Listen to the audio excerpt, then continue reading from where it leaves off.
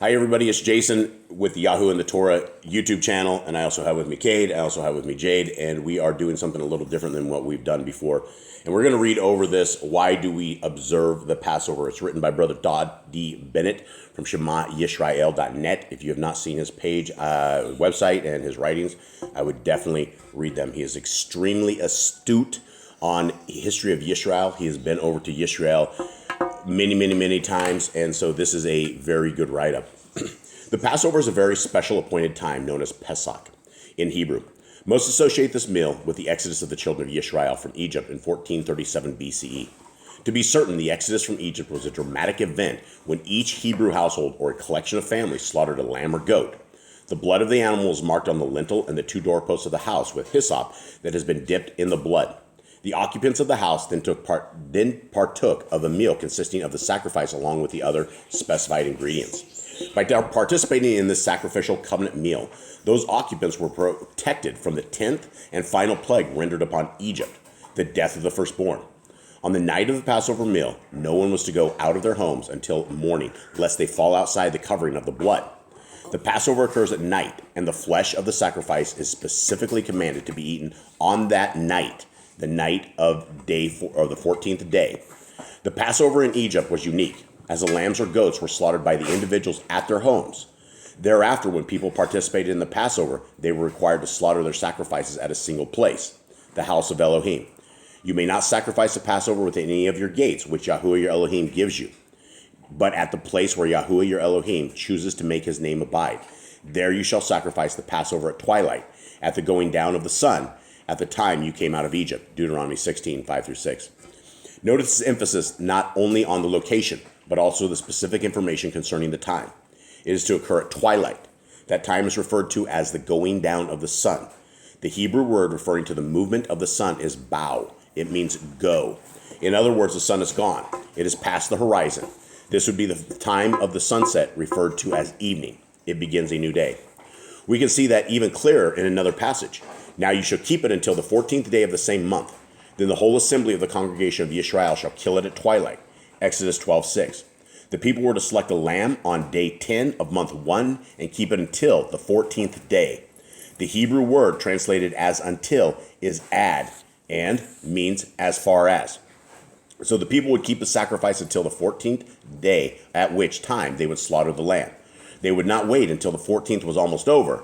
If they did that, they would not be observing the Passover on day 14, but rather on day 15. This would not be proper, since the Torah specifically provides that the Passover is at evening on day 14. In order to participate in this meal, all males need to be circumcised. That is because it was directly connected to the covenant made with Abraham.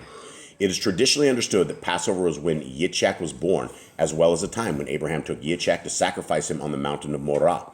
Yitzchak was the promised son and the pattern for the Lamb of Elohim. He was the first seed of Abraham that passed through the cuttings of the covenant circumcision that was etched into his body. Of course, the connection with circumcision is profound in the timing as well. The circumcision of the males was to occur on the 8th day after birth. The Passover was the first day in an 8th-day process involving the 7-day feast of unleavened bread. The Passover consisted on all day 14, prior to the beginning of the day 15 feast. It was an observance that culminated with a covenant meal and is intended for those who are the first fruits, known as Bikuri. They were the priests of their families according to the Melchizedek line, and in the future they will serve under Messiah. The observance reminded those in the covenant that Yahuwah would provide a lamb to protect the firstborn sons, just as Yahuwah had provided the ram in the place of Abraham's son Yitzchak.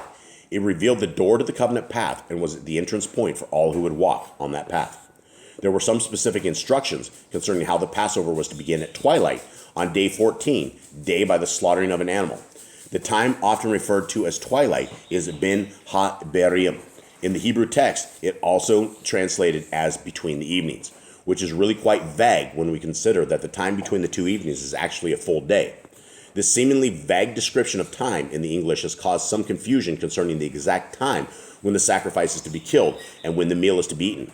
Does it occur at the beginning of day 14, right after sunset, on day 13, or does it occur at the end of day 14, around sunset, leading to day 15? In order to clear up on the timing, it must first be understood what constitutes a day. We know from creation that day begins at the evening. A day essentially involves two parts. the dark part called the night, and the light called the day. These two periods are stitched together at two different points, the evening and the morning. This was the aptly described on day one of creation when night and day became one, which is echad in Hebrew. The Hebrew word echad actually means unified. So the opposing forces of dark and light became one, and the 2 points that united them were given specific descriptions, evening and morning. The Hebrew word for evening is ereb, and the Hebrew word for morning is boker. Contrary to the Gregorian calendar that reckons a day beginning at midnight, the evening is the beginning of the day, and it transitions from the previous day into night. Therefore, a new day begins after sunset. The morning is the opposite of the evening, and it marks the beginning of the time of light called day. These are the 2 points in a unified day that divide the day from the night. The evening is the time that separates one day from another. Therefore, a day begins at the evening and progresses through the night to morning, and then through the light of day to sunset. The evening and the morning are very significant, and throughout the scriptures, we repeatedly read about important events occurring at these times. In fact, after Israel was delivered from Egypt, YHWH prescribed specific sacrifices to occur at these times. Now, this is what you shall offer on the altar: 2 lambs of the first year, day by day, continually. 1 lamb you shall offer in the morning, and the other lamb you shall offer at twilight. With one lamb shall be 1/10 of an ephah of flour mixed with 1/4 of a hin of pressed oil, and 1/4 of a hin of wine as a drink offering. And the other lamb you shall offer at twilight, and you shall offer it with grain offering and the drink offering as in the morning, for a sweet aroma, an offering made by fire to YHWH. This shall be a continual burnt offering throughout your generations at the door of the tabernacle of meeting before YHWH, where I will meet you to speak with you.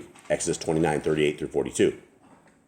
Notice that this continual offering involves a lamb twice a day, which with each lamb is a meal, unleavened bread and wine. This sacrifice is specifically associated with the door, as was the Passover. Therefore, the association of this daily sacrifice with the Passover cannot be ignored, especially when examining the times of the sacrifice.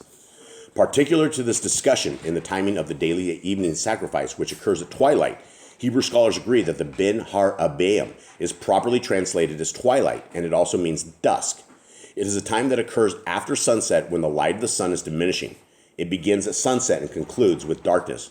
Now, traditions of men change this time by expanding it to prior to the sunset as the sun is descending in the sky. This has caused even greater confusion for people, but the original intent of the Torah is clear. The 2 sacrifices were to occur at the 2 points that unified the day, immediately after sunrise and immediately after sunset.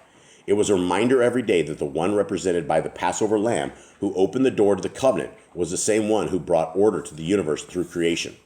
With the time of the sacrifice established, it is now important to examine how the Passover is actually sacrificed in order to comply with the Torah.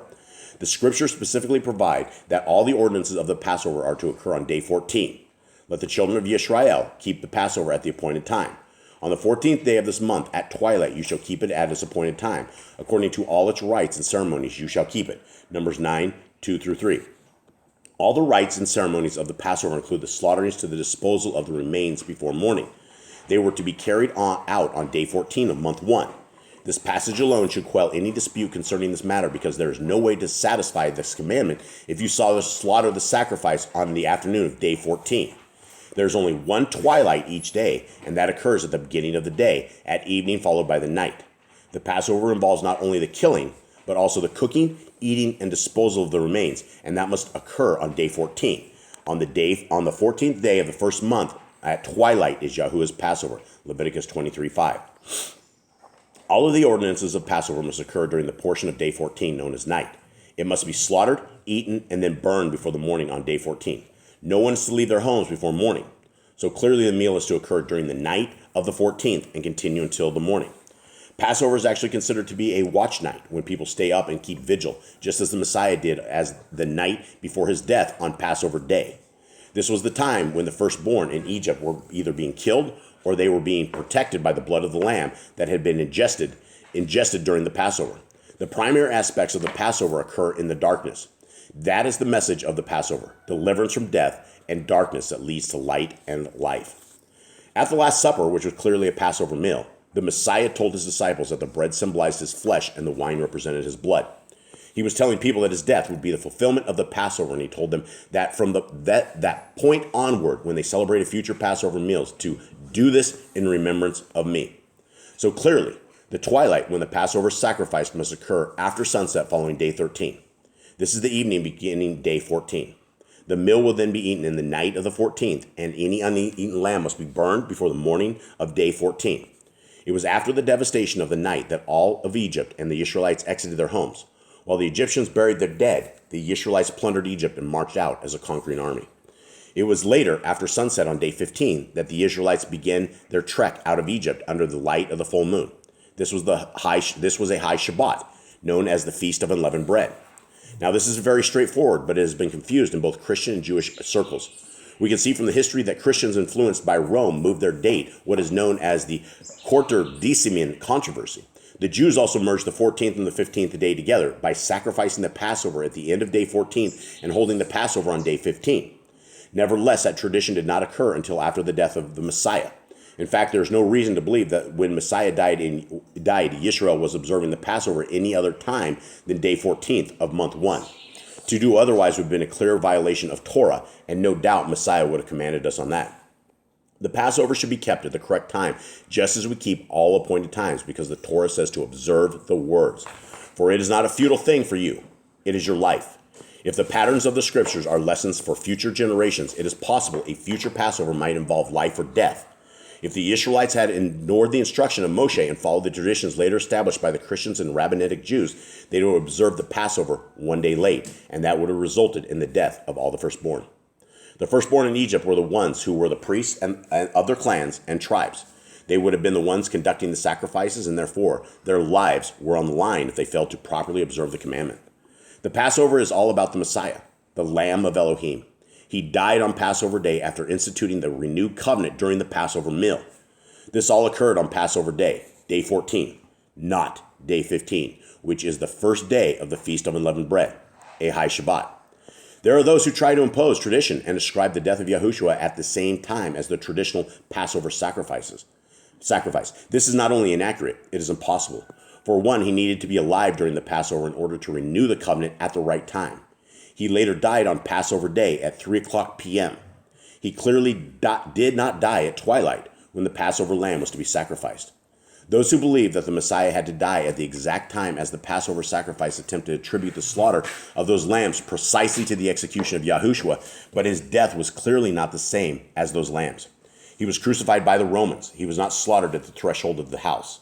His blood was not smeared on people's doors, nor was his flesh eaten by the people. His body was not burned before sunrise. It is a pattern, not a precise fulfillment. People who participate in these scriptural acrobatics are ignoring the express scriptures that indicate that Yahushua told them to prepare the Passover so that he could conduct the Passover with his disciples, which he did, in fact, do. They are also missing the point of the meal. Yahushua was the firstborn of Elohim. He was the high priest according to the order of Melchizedek. As such, he was not of the Levitic priesthood, nor was his sacrifice confined to the temple. His death did not need to occur in the temple, nor did it need to coincide with any particular sacrifice a Levitic priest may have been offering at 3 o'clock p.m., especially since that was not even twilight. He was a different priest in a different priesthood, operating in another temple. Nothing in the New Testament account of the Last Supper of the death of Messiah changed the clear commandments in the Torah concerning the Passover. It is typical for Christians to interpret the scriptures backwards, through the lens of the New Testament, but that is not the proper way to interpret the Torah. The bottom line is that the true Passover was and remains on day 14. It begins after the sunset following day 13 of month 1 and continues through the sunset, marking the end of day 14th of month 1. The duration of this important day is confirmed by another very important appointed time involving the shedding of blood for a covering, namely Yom Kippur. We know that Yom Kippur occurs on day 10 of month 7. Here's the commandment concerning keeping this day. It shall be to you a Sabbath of solemn rest, and you shall afflict your souls. On the 9th day of the month at evening, from evening to evening, you shall celebrate your Sabbath. Leviticus 23:32. From this passage, we can clearly see that an appointed time that involves a day is reckoning from evening to evening. In other words, it is a full cycle that begins and ends at evening. That brings out another issue concerning the evening. The word erev derives its meaning from mix and weaving. The word acknowledges that it is a time of when day and night are woven together, and that process involves the mixing of day and night. Because this weaving and mixing is a process, the ancients developed the notion of 3 erevs to delineate the different aspects of the evening period. The first erev was at sunset. The second Erev was during twilight, and the third Erev was when total darkness arrived. That is when the tradition of sighting 3 stars came to distinguish twilight from total darkness. It was the distinction of different evenings within the general time of evening between sunset and total darkness. Now, it doesn't take a biblical scholar to recognize these differences as the day transitions to night. We all observe these distinctions, especially when we're looking to sight the renewed moon each month. With this understanding, it is very easy to grasp the notion of between the evenings. It is referring to that second Erev, known as twilight, that fell between the first and third Erev. So the day begins with the first Erev, sunset, and the slaughterings of the Passover sacrifice would occur after the first Erev and before complete darkness, the third Erev. That is between the evenings. If you wait until day 14th, you will actually be celebrating the Passover on day 15, which is the first day of the first of unleavened bread, not the Passover. This is an irrefutable fact, and anyone teaching that the Passover occurs at the end of day 14 is teaching a lie based upon traditions of men. The Messiah specifically stated what would happen to these individuals. If you observe the Passover at the end of day 14 instead of the beginning of day 14, then you are celebrating the Passover on the wrong day at the wrong time. It is a violation of the Torah and is therefore practicing lawlessness. If a person is found to be practicing lawlessness in that day, as described by Matthew 7:21 through 23, the consequences will be eternal. Not everyone who says to me, Lord, Lord, shall enter into the kingdom of heaven, but he who does the will of my Father in heaven. Many will say to me in that day, Lord, Lord, have we not prophesied in your name, cast out demons in your name, and done many wonders in your name? And then I will declare to them, I never knew you. Depart from me, you who practice lawlessness. Okay, there we go, guys. And we are now on, we celebrated our Passover last night. We had a little tiny, itty bitty, tiny little piece of lamb. It cost us $30, and it looked like the size of a hamburger. It literally looked like the size of a hamburger. And it was eaten in haste. It was completely eaten in haste. Guys, what do you think? Where are we at with this? So I want to note is if you missed last night's Passover on the wrong day, you do get a chance to do it in the second month. Yeah, and there is another time, right? And so there were conditions that if you do miss the Passover and you guys did not celebrate it last night, that there were times when people were unclean or they were not around or they could not do what they were doing here. And so this is a ceremony that everybody needs to partake in. This is something that is a Kingdom Road ceremony. This is not something that deals with Easter bunnies or Easter eggs or anything like this. This is a set apart appointed time that our Creator has said to keep. And so here we are. And so hopefully this helps some of you guys figure this out. And we hope that you guys have a wonderful Passover, a wonderful Pesach. And I guess that is it. All right. So much love from everyone here at Boss Clan. Happy Passover. All right. Shalom.